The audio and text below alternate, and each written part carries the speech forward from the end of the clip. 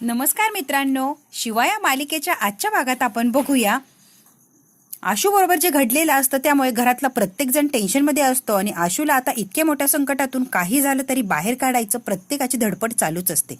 सगळ्यात जास्त धडपड असते ती शिवाची. शिवा म्हणते काही झालं तरी आशू तुला मी निर्दोष साबित करणार आणि तुला मी सगळ्या संकटातून सुखरूप बाहेर काढणारच. आता शिवाने त्या पोलिसांना सांगितलेलं असतं की ज्या नंबरवरून आशूला फोन यायचा किंवा आशूला धमकी दिली तो नंबर फक्त ट्रेस करा. ते लोक काही ट्रेस करत नसतात. आता शिवा काकांना म्हणते का हो हे लोक असे का करताय, कुठल्याही गोष्टीला रिस्पॉन्सच देत नाहीये, फक्त नंबर ट्रेस करायला लावला, कुठून फोन आला काय लगेच कळणार, हे ऐकत का नाहीयेत. अगं शिवा, आपण कुठलाही हट्ट करण्यात अर्थ नाहीये, त्यांची सुद्धा काही स्वतःचे नियम असतील की नियमाच्या बाहेर जाऊन कसं काम करता येईल. आणि हो, जरी त्यांनी प्रयत्न केला होता पण तो AI वगैरे नवीन खूप निघलंय ग, त्याचा आता तर वापर केलाय आणि मग तो फोन करण्यात आलाय, त्यामुळे एक्झॅक्टली लोकेशन एक्झॅक्टली माणूस काहीही कळालेलं नाहीये. तू म्हणतीये तुझंही खरंय आणि त्यांनी खूप प्रयत्न केले पण त्यांना सुद्धा असा ठोस काही पुरावा मिळालेलाच नाहीये. मग काका आता करायचं तरी काय. AI च्या मदतीने फोन केल्यामुळे शिवा त्याचं लोकेशनही ट्रेस होत नाहीये आणि एक्झॅक्टली कोण होतं काय होतं, लेडीज होती जेंट्स काहीही कळायला मार्गच नाहीये. सीताई म्हणती नक्की काय झालंय, कळलंय का आपल्याला. हे बघ वहिनी, प्रयत्न चालू आहे, कळेल हळूहळू. वहिनी हे बघ, तुझ्याशी खोटं बोललो मी, पण खरं सांगू का तुला, तू अजिबात घाबरू नको. आशू विरुद्ध जी केस आहे ती इतकी स्ट्रॉंग आहे की आता आशूला खूप मुश्किलीने आपल्याला बाहेर काढायला लागणार आणि पुरावे सुद्धा इतके ठोस आहेत की त्याला बाहेर काढणं खूपच मुश्किल आहे. तरीही आपण प्रयत्न करणार की आपल्याला माहिती आहे आशू निर्दोष आहे, त्यामुळे आपण शेवटपर्यंत लढू आणि काही झालं तरी आपल्या आशूला आपण सुखरूप सोडून आणू. वहिनी तू घाबरून जाऊ नको, कुठल्याही तुला याच्यामध्ये अंधारात ठेवायचं नाही म्हणून तुला मी स्पष्ट सांगितलं. आधी मी प्रयत्न केला खोटं बोलण्याचा, पण नको, तुला किती वेळ मी अंधारात ठेवणार, कधीतरी तुला सत्य कळणार. एकदम सत्य कळलं की धक्का बसतो, त्यापेक्षा आधीच मनाची तयारी असली की एवढं काही जाणवत नाही. त्यामुळे तू मनाने खंबीर हो आणि आशूला साथ दे. काका आणि शिवा पोलीस स्टेशनला आलेले असतात आणि ती म्हणते काहीतरी तपास सुरू करा, तुम्ही शांत बसू नका. अहो मॅडम, तपास सुरू करा म्हणजे काय, आमचं काम आम्हाला शिकवताय का तुम्ही.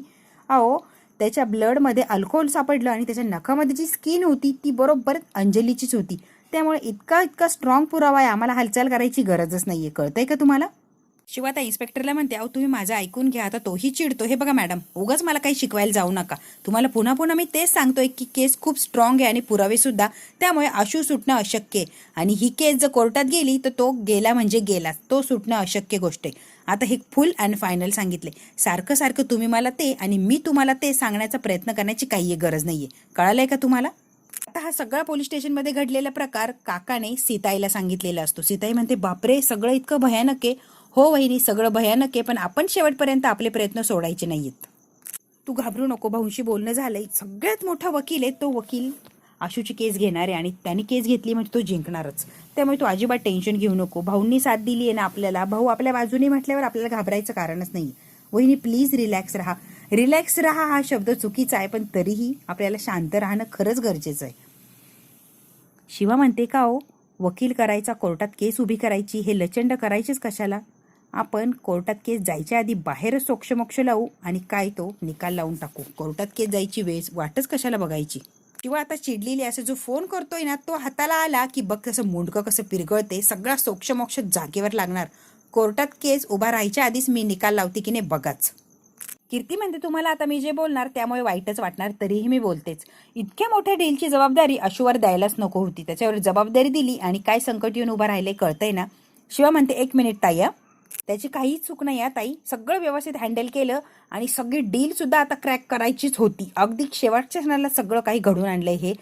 अगदी बरोबर शिवा, अगदी बरोबर बोलतीये. सगळं काही व्यवस्थित मॅनेज केलं होतं आणि आशू कुठेही काही चूक करत नव्हता, पण त्याला कसं काय जाळ्यात अडकवलं त्याचं त्यालाच माहिती.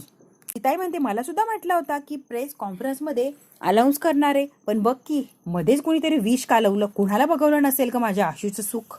ती म्हणते मला माहितीच होतं असं उत्तर मिळणार आहे, पण तरी सुद्धा भाऊ किंवा काकाने जर सगळं काही हँडल केलं असतं तर आत्ता जी परिस्थिती आहे ती अशी नसतीच, काहीतरी वेगळी परिस्थिती असती. पण हे तुम्ही कशाला मान्य कराल, हो की नाही.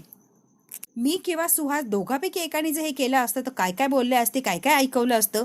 पण आता आशूवर वेळ आली, आशूनी हे केलंय तर त्याला कुणीही काही बोलत नाहीये, उलट त्याला सपोर्ट करताय सगळे. का असा न्याय आपल्या घरात. वंशाचा दिवा, वारस, लाडका म्हणून सगळं काही त्याला माप आहे का.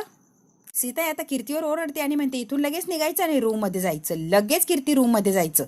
तुला चांगलं बोलता येत नाही ना कीर्ती. काका म्हणतात काय रे हे, सुहास आता चोंबड्यापणा करतो, चल चल कीर्ती आपण रूममध्ये जाऊया, चल बरं. तरीही कीर्ती काय ऐकत नसते. अरे त्याला कुणी काही म्हणतच नाही आणि उलट सगळेजण मला दाबताय, हे कुठला न्याय. सुहास अगं चल तू आतमध्ये, चल बरं कीर्ती. आता सुहासने कीर्तीला ओढायचं काम चाललेलं असतं की रूममध्ये चल, तू बडबड करू नकोस. इकडे आता अंजली नाटक करत असते, एक क्लिप तयार करत असते की ती क्लिपने सगळ्यांना व्हायरल करायची आणि सिंपती मिळवायची.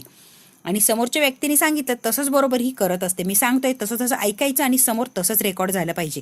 अंजली म्हणते हो तुम्ही म्हणताल तसंच करते. आता अंजलीने रेकॉर्डिंग चालू केलेलं असतं की माझ्यावर अन्याय झालाय, मला आहे ना जीव देवाचा वाटतोय, लवकरात लवकर जर न्याय मिळाला नाही तर खरंच माझ्या जीवाचं काहीतरी बरं वाईट करेल, कारण माझ्यावर अन्याय झालाय आणि मला न्याय मिळणं सगळ्यात महत्त्वाचं आहे. माझ्यावर अन्याय करणारा जर असाच मोकाट फिरत असेल तर काहीच उपयोग नाहीये, मी जीव दिलेलाच बरा. जरा खरी खरी ॲक्टिंग कर, खोटी ॲक्टिंग करू नकोस. आणि आशुतोष देसाई सारखं त्याचं नाव रिपीट करायचं, सगळ्या लोकांना त्याचं नाव असं फिट बसलं पाहिजे. ती आता परत इमोशनल रडायचं नाटक करते, खूप अशी सिंपती मिळवण्यासाठी इतकी काही मासूम झालेली असते आणि खरंच तिच्यावर अन्याय अत्याचार झालाय असं ती चेहरा करून आता परत नवीन रेकॉर्डिंग करत असते. तिला त्याने सांगितलेलं असतं की सगळं खरं खरं वाटलं पाहिजे आणि सारखं त्या आशुतोषचं नाव घ्यायचं. त्यांनी जबरदस्ती केली आहे म्हणून मी न्याय मागते आणि प्लीज मला न्याय द्या. इतकी आता रडत असते आणि काय काय नाटकं करत असते की बस आता परफेक्ट झालाय व्हिडिओ, आता हा सोशल मीडियावर लगेच व्हायरल करून टाकायचा, लगेच व्हायरल कर. आता तो सांगल तसंही ऐकत असते आणि अंजली लगेच हा व्हिडिओ व्हायरल करून टाकते. आशुतोष देसाईची इतकी आशुतोषची अशी बदनामी कर, कुठं तोंड दाखवायच्या लायकीचा राहिलाच नाही पाहिजे.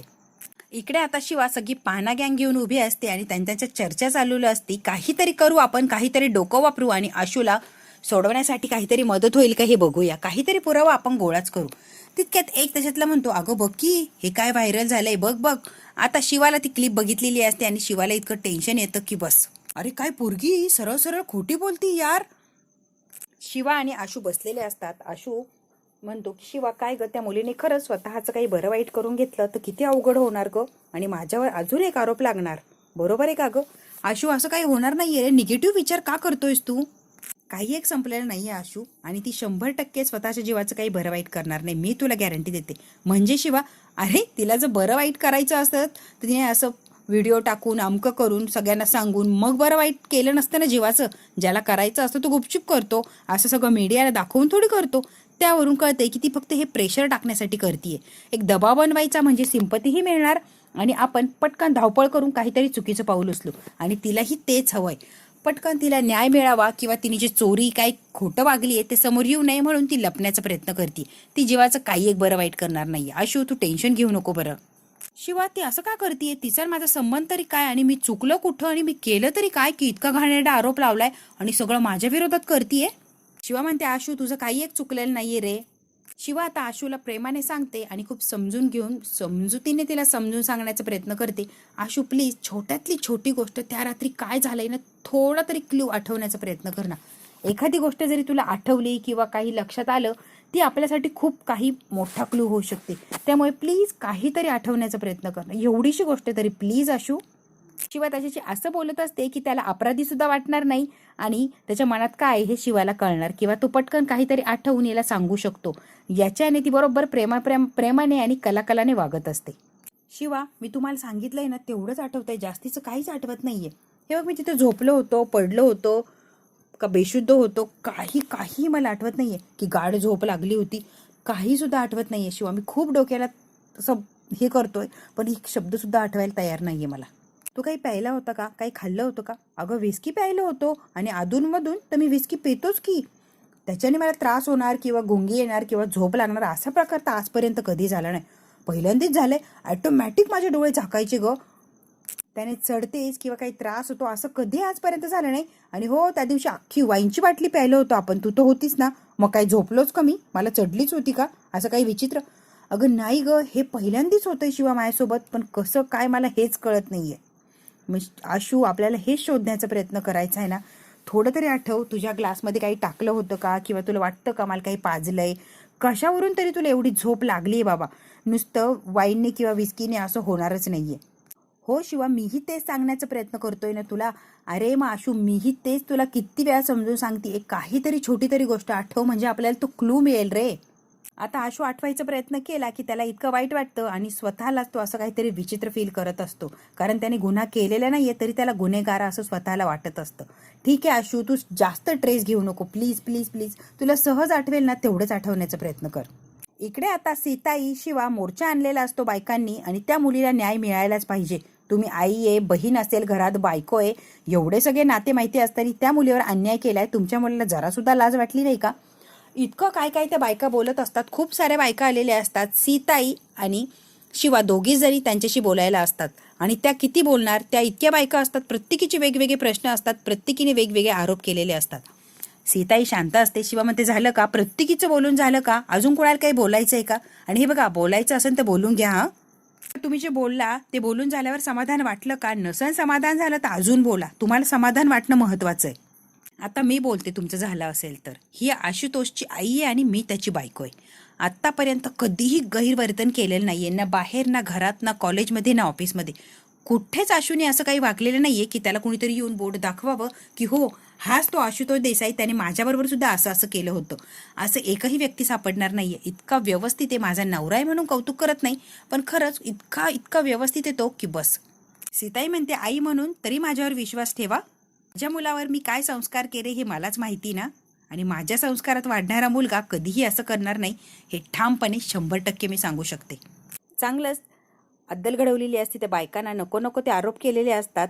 फक्त कुणाचं काही झालं की ह्या बायका मात्र तयारच असतात आवाज उठवायचा आणि काहीतरी वेगळं असं मीडियासमोर यायचं. या दोघींनी त्यांची बोलतीच बंद केलेली असते. आता सीताई म्हणते, काहीतरी केलं पाहिजे ग, आपला आशू निर्दोष सुटला पाहिजे. आई, सगळं काही माझ्यावर सोडा तुम्ही, मी बघा आशूला कसं निर्दोष सोडते, अजिबात टेन्शन घेऊ नका. आता आशू हॉलमध्ये येऊन बसलेला असतो आणि त्याच्याकडे सगळे येऊन उभे राहिलेले असतात. तिथे आता सीताई सुद्धा येते आणि शिवा सुद्धा येते. आता दोघी सुद्धा त्याच्या जवळ येऊन थांबलेले असतात. आशू म्हणतो, काय झालंय? शिवा, आई काय झालंय सांगता का, सगळं ठीक आहे ना? अरे ठीकच म्हणायचं, त्या बायकांशी बोललोय की आम्ही. त्यांना समजून सांगणं खूप कठीण होतं. आधी सगळ्यात आधी त्यांना शांत करणं खूप कठीण होतं, त्याच्यानंतर त्यांची समजूत काढणं. पण शिवाने इतकं व्यवस्थित हँडल केलंय, त्यांची समजूतही काढली आणि त्यांना शांतही केलंय. आशू आता रडायला लागलेला असतो. त्याला खूप वाईट वाटतं. तो म्हणतो, माझ्यामुळे सगळ्या घरच्या लोकांवर काय परिस्थिती आली आहे की कुणीही यायचं आणि कुणीही यांना बोलून जायचं, दारात अपमान करून जायचा. खरंच सॉरी आहे, माझ्यामुळे सगळ्यांना तुम्हाला काय काय सहन करायला लागतंय. आशू म्हणतो, माझ्यामुळे टॉन्ट सहन करायला लागतात, नको नको ते ऐकायला लागतं, नको नको तो अपमान होतो, कंपनीची बदनामी झाली आणि सगळं काही माझ्यामुळेच झालं. आणि आशू आता स्वतःला त्रागा करत असतो, त्रास करून घेत असतो. त्याला आता समजून सांगतात सीताई, शिवा, काका सगळे काही समजून सांगत असतात. पण आशू आशूच्या जागेवर अगदी योग्य असतो. त्यांनी चूक केलेली नसती तिथपर्यंत मान्य आहे, पण त्याच्यामुळे सगळा काही त्रास होत असतो. सगळ्यात मात्र सुहासला आनंद येत असतो. सुहासच्या तोंडावर अगदी काहीही झालेलं नसतं, अगदी नॉर्मल असतो तो. आणि तो कीर्तीला बोलूनही दाखवतो, तुझ्या भावाला काहीही होऊ दे, मला काय फरक पडतोय आणि काय देणं घेणं आहे. सीताई म्हणते, आशू तुझी काही एक चूक नाहीये आणि लोक काय रे नावं ठेवायला तयारच असतात. त्यांच्या बोलण्याचा किंवा त्यांच्या वागण्याचा एवढा विचार करायचा नसतो. लोक फक्त समोर दिसताय ना लगेच बोलायला लागतात, मागचा पुढचा काही विचार करत नाही. सत्य परिस्थिती काय हिही बघायला जात नाही. समोर येतंय, तोंड आहे म्हणून बोलायला सुरुवात करतात. त्यांचा विचार करायचा नसतो. आशू, आम्हाला विश्वास आहे ना तुझ्यावर, तू काही केलेलं नाहीये, मग तू जरा शांत राहा बरं. आशू आता स्वतःला दोष देऊन घेत असतो, सगळं काही माझ्यामुळेच झाली. तिने काय मला पार्टीला बोलवायचं आणि मी काय त्या क्लबमध्ये जाऊन पार्टी एन्जॉय करायची. सगळं काही प्रकरण माझ्यामुळे झालंय आणि माझ्याच अंगाशी आलं. माझ्या अंगाशी आलंय तिथपर्यंत ठीक आहे, पण सगळ्या घराला माझ्यामुळे त्रास सहन करायला लागतोय ना, याचंच मला खूप वाईट वाटतंय. आपल्याकडे एक सुद्धा पुरावा नाही आणि त्यांच्याकडे सगळे पुरावे आहेत माझ्या विरोधात, त्यामुळे मी सुटणं अशक्य आहे. आशू, इतक्या लवकर हार मानायची नाही रे, आणि माघार तर अजिबात घ्यायची नाही. मी तुला शब्द देते, सगळे पुरावे मी गोळा करणार आणि काय सत्य सगळ्यांच्या समोर आणणार. इतक्या लवकर हार मानणाऱ्यातली मी नाहीये, तुला माहिती आहे ना आशू. त्यामुळे तू जरा शांत राहा रे. आशूला प्रत्येक जण सांगत असतो की शांत राहा, कारण आशू स्वतःला इतका त्रास करून घेत असतो की कमालीचा. शिवा म्हणते, मला पूर्ण विश्वास आहे तुझ्यावर, तू असं काही केलेलं नाहीये, तुला सगळ्यामध्ये गुंतवलंय, पण ज्याने कोणी केलंय ना त्याला शोधून काढणार, अशी वाट लावीन ना त्याची, तू बघतच राहा. सुहास मात्र असा भामट्यासारखा बघत असतो की बस. शिवा आता आशूला आधार देते आणि आशू, मी जरा आले, माझं बाहेर काम आहे. काका म्हणतो, मी सुद्धा येतो शिवा तुझ्यासोबत. नाही काका, तुम्ही घरच्यांसोबत थांबा, तुम्ही असणं खूप गरजेचं आहे इथे. शिवा काही प्रयत्न हरत कमीच करत नसते, सगळे काही शेवटपर्यंत लढायचं असतं आणि शिवाला आशू निर्दोष हे दाखवूनच द्यायचं असतं. त्यामुळे ती थोडा वेळ मिळाला की लगेच जाऊन काहीतरी खटाटोप करतच असते. आशू, तू धीर धर, सगळं नीट होणार आहे, मी शब्द देते, मी तुला यातून बाहेर काढणार. शिवा आता चाललेली असते. सीताई म्हणते, शिवा थांब, काय झालंय? तू जावा आणि काहीतरी करावं असं मला वाटत नाहीये. काय करायचं आहे ना पोलिसांनाच करू दे. तू फक्त आशूजवळ असणं महत्त्वाचं आहे. काल जर तू आशूजवळ असती तर हा प्रकार घडलाच नसता. तेव्हा प्लीज तू आशूजवळच थांब. पोलीस विश्वास ठेवतच नाहीये तर ते काय हालचाल करणार आहे? पोलिसांनी त्या मुलीला जाब विचारला तरी थोडंफार काहीतरी कळालं असतं, पण ते तिला जाब सुद्धा विचारत नाहीये. सगळं काही आशूने केलंय आणि आशू दोषी आहे हे मानून ते शांत बसलेले. अगं मग तू काय करणार यात? मी काय करणार हे मला माहित नाही, पण मी गप्प सुद्धा बसू शकत नाही. काहीतरी हालचाल मी करणारच. सीताई म्हणते, ठीक आहे जायचं तर जा, पण स्वतःची काळजी घे आणि सांभाळून कर. शिवा, स्वतःला सुद्धा जपणं गरजेचं आहे. शिवा निघून गेलेली असते. कीर्ती म्हणते, किती विचित्र आणि बेजबाबदार मुलगी आहे ही. खरंच हिला कसलेच मॅनर्स नाही आहेत का? हिने आता आशूजवळ थांबायला हवं होतं, आशूला जपायला हवंय, तर गेली हिरोगिरी करायला. ताई म्हणते, कीर्ती जरा जपून बोल ग, शिवा करणार ते योग्यच करणार आणि माझ्या आशूला न्याय फक्त शिवाच मिळवून देऊ शकते. कीर्ती म्हणते, हो बरोबर आहे, माझ्या बोलण्याचा तुमच्यावर काय परिणाम होणार आहे? इकडे आता शिवाला भेटण्यासाठी आजी आलेली असते, वंदनाताई, आणि मनात नसताना सुद्धा दिव्या सुद्धा आलेली असते. चंदन तर असतो साथ द्यायला, बिचारा चंदन सुद्धा आलेला असतो. आजी येते आणि आशूला जवळ घेते. घाबरू नकोस रे, आम्ही सगळे तुझ्या बरोबर आहे आणि तू काही केलं नाही ना, आम्हाला माहिती आहे. तू फक्त खंबीरपणे उभा राहा. आजी आता आल्या आल्या आशूला आधार देते. वंदना म्हणते, आमचा पूर्ण विश्वास आहे, जावाई बापू काही सुद्धा चुकीचं करणार नाही. आशू म्हणतो, तुम्ही बसा ना, उभ्या का? आता कीर्ती आलेली असते आणि कीर्ती आली म्हटल्यावर काहीतरी तुफान झालंच पाहिजे. कसं काय येणं केलं? रस्ता चुकलात का तुम्ही? काका म्हणतात, कीर्ती जरा शांत बस. अरे काकू इथून निघून गेली हो, तुम्ही आले म्हणून तर काकू घरात निघून गेली. आई तू विसरली नाही ना काकूला कसं वागवलं या लोकांनी? सीताई म्हणते, मला सगळं आठवतंय कीर्ती, तू विसरलेली दिसतीये. मोठे बोलत असल्यावर लहानांनी तोंड घालू नये मध्ये मध्ये. कीर्ती आलं का लक्षात? उर्मिला आतमध्ये गेलेली असते, ती रागाने नाही ती पाणी आणायला गेलेली असते. उर्मिलाने सगळ्यांसाठी पाणी आणलेलं असतं. उर्मिला ज्या दिव्याला पाणी देते, दिव्या पाणी घेते आणि तसंच त्या टेबलवर ठेवते. बघितलंस ना काकू, तू कशाला नको ते प्रयत्न करतेय? आपण कितीही चांगलं वागलं तरी लोकांना जे वागायचंय तेच वागतात. आपण कशाला नको ते प्रयत्न करायचे? सीताई चिडते, कीर्ती तुझं काम नसेल ना इथे, इथून लगेच निघून जा बरं, प्लीज कीर्ती इथून निघून जा. आजी म्हणते, माफ करा सीताई, आम्हाला न सांगता यायचंच नव्हतं असं अचानक, पण बातमी कळाली आणि पायाखालची जमीनच सरकली. मग काय घरी थांबावं असं वाटलंच नाही. असं झालं कधी येईल आणि तुम्हाला बघेल किंवा आशूला बघेल. आजी म्हणते, सीताई आम्हाला माहिती आहे आशूने काहीच केलेलं नाहीये आणि जो माणूस खरा असतो ना त्याने कधीच घाबरायचं नसतं. आशू बाळा तू घाबरू नको रे, तू निर्दोष आहे हे नक्की साबित होणार. आशूला हे आल्यामुळे अजून आधार आलेला असतो आणि एक पॉझिटिव्ह एनर्जी आलेली असते. आजी म्हणते, देवीच्या देवळात गेले होते, अंगारा आणलाय मी, लावला ना की सगळं काही वाईट शक्ती पळून जाईल आणि सगळं काही चांगलं होईल. आता कीर्ती इतकी जोरजोरात हसायला लागलेली असती. सुहास म्हणतो, कीर्ती का हसतेस ग? अक्कल आहे का तुला कीर्ती? काय हसतेस ग बावळटसारखी? सीताई म्हणते, बरं झालं सुहास तूच बोललास, आली तर आली अक्कल. अच्छा मग डोक्यावर बसवा की, आणि आशूलाच कशाला लावताय अंगारा? अख्ख्या घराला लावा, घरालाच अंगारा लावायची गरज आहे. कीर्तीला किती शांत बस म्हटलं तरी कीर्ती काय शांत बसतच नसते. कीर्ती म्हणते, मूर्खपणा लावलाय सगळा, आणि राग कीर्ती निघून गेलेली असते. सुहास चोंबड्यापणा करतो, आजी माफ करा, तिचं बोलणं असं मनाला लावून घेऊ नका. उर्मिला म्हणते, आशूची सगळ्या प्रश्नातून सगळ्या प्रकरणातून लवकरात लवकर निर्दोष सुटका होऊ दे. इतका त्रास होतोय ना माझ्या आशूला की बस. आजी म्हणते, नक्कीच होणार, आशूने काही केलंच नाहीये तर त्याला शिक्षा कसली होणार? आजी आता आशूला अंगारा लावते आणि म्हणते, जो माणूस खरा असतो ना नेहमी तो जिंकतो म्हणजे जिंकतोच, काही झालं तरी विजय त्याचाच असतो. आता आजीने चांगलीच हिंमत दिलेली असते आशूला आणि आशूच्या चेहऱ्यावर थोडं तरी हसू आलेलं असतं. आता बघूया आजीची अंगारा काय काम करतो आणि शिवाजी धडपड करते की आशूला निर्दोष, सगळ्यांच्या समोर निर्दोष म्हणून उभं करायचं, ती सक्सेस होते का? आता हे बघायला मात्र खरंच मज्जा येणार आहे.